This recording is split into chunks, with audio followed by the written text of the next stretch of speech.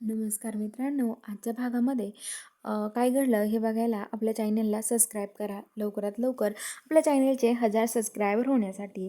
तर आता इकडे राणी बघते तर जी दालसाहेब माडिक आहे तिथे ती नशा करत असतात आणि ते काहीच तरी बाटली असते ती त्या वास घेतात आणि नशा करतात आणि तेवढ्यात ते खाली पडतात बेडवरती आणि त्यांना ती नशा चढते. तर इकडं राणी ते सगळं बघते आणि तिथे अजित येतो. अजित संग बोलते तर अजित तिच्याशी चांगलं बोलत नाही. म्हणतो की काय करायचं तुला, हो बाजूला चल, मला तुझ्याशी बोलायचं नाहीये. तर राणी म्हणते तुम्ही एकदा विचार करा ना अजित भाऊजी. अहो कोण आहे हे हे तुमचे बाबा नाहीये.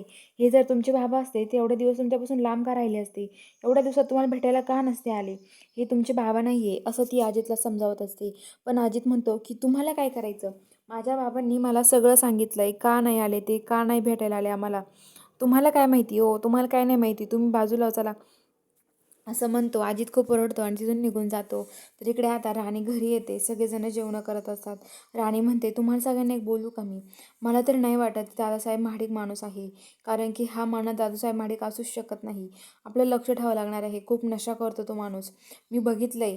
आबा तुम्हाला माहिती असेल ना. तर आता आबा म्हणतात की हो मला सगळं माहिती, आता आपण त्याच्यावर लक्ष ठेवून असूयात सगळेजण असं म्हणत असतात. आणि आता इकडे गेटवर आबा उभा असतात आणि ते राणी येते आणि दादासाहेब महाडिक हा तिथे गॅलरीत उभा असतो, फोनवर बोलत असतो कोणाशी तरी.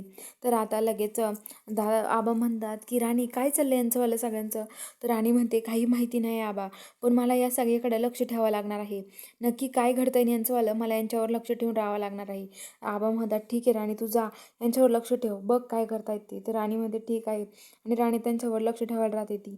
आणि तिला कळवायचं असतं की दादासाहेब महाडिक नसून हा दुसराच कोणीतरी माणूस आहे. तर चला बघूया पुढील भागात नक्की काय ट्विस्ट असणार आहे हे बघायला चॅनलला सबस्क्राईब करा.